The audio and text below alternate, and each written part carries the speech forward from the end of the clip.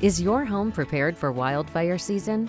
Studies have found that as many as 80% of homes lost to wildfires could have been saved by homeowners following a few simple practices to prepare their homes and property for wildfire.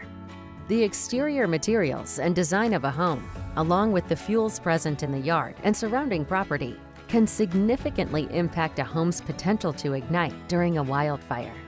When preparing your home for wildfire season, always start with the house itself and move outwards.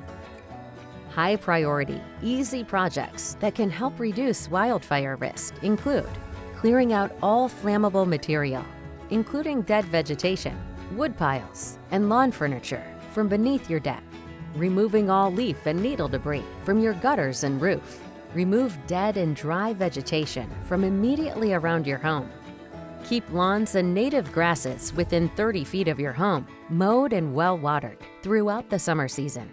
For more information on how to prepare your home, visit mtfireinfo.org.